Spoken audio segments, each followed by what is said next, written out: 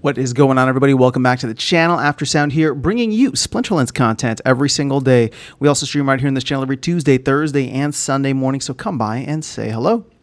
All right, guys, it's obviously been a very rough week all around for crypto. You can see Bitcoin is below 60K at 58. I think it even dropped to like the 56.5 range is as low as I saw it. It did trigger some orders for me, so very happy about that. But it is red across the board, and alts are definitely feeling it quite badly. So I want to talk about SPS for just for a minute here. Now, let me go ahead and preface this and say this is not financial advice. I'm not telling you to go out and buy SPS. In fact, I am saying I'm not even saying that you should be buying, right? We're not even going to use the term buy and sell for SPS.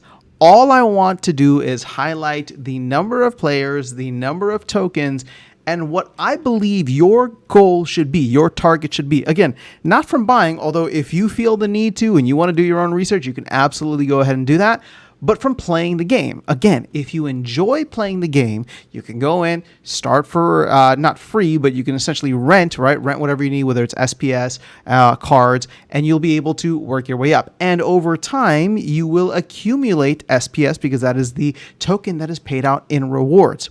So that is what I am suggesting. If you like the game, come on and play. And here are some interesting targets that I think are worth mentioning. Okay. So first thing first, we know that the player base is kind of floated around in terms of the actual number. We've always said 500 to 5,000, something like that. But I actually want to point to one metric that we know for sure, at least as of the past month. And that is the amount of people paying for the Wild Season Pass or Wild Season Permit.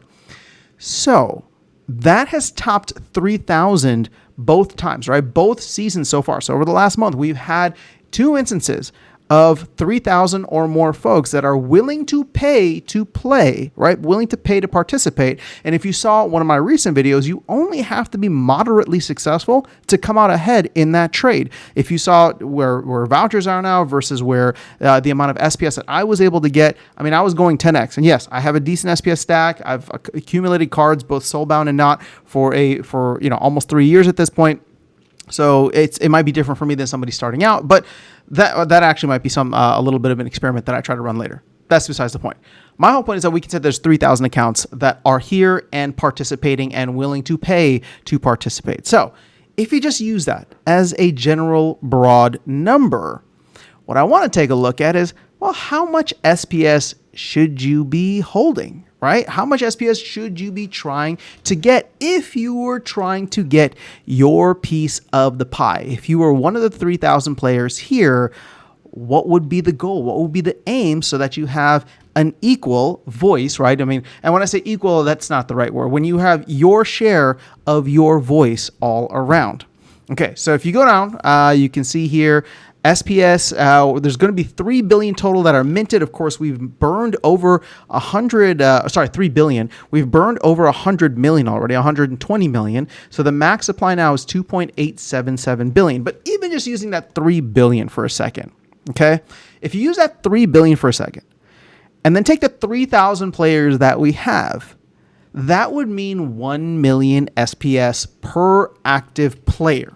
Again, I'm not saying that this is how it's going to be split out. I'm not saying any of that because obviously some people have more than a million and way more than a million, and a good amount of accounts have way less than a million, right? But my whole point here is that if we were to divide it evenly between all of the players here, you would want to aim for 1 million SPS. Again, I'm not looking at the price of SPS. I'm not looking at what the cost would be. I'm just saying what will be the goal so that you have your share of your voice given the amount of players that are actively here. And I know the number of players could actually be higher because there's folks playing in Modern, right, that aren't crossing over. That's not what I'm trying to get at here. These are just very rough numbers, right? Now, here's the interesting part. As you can see, we are more than halfway through the distribution, but with that burn, right, with that significant 122-ish million burn, we are actually sitting at a current supply, circulating supply of less than 1.5 billion, right? Which is 1.5 billion is about half of where the total supply would essentially net out to, minus any burns, or including any burns.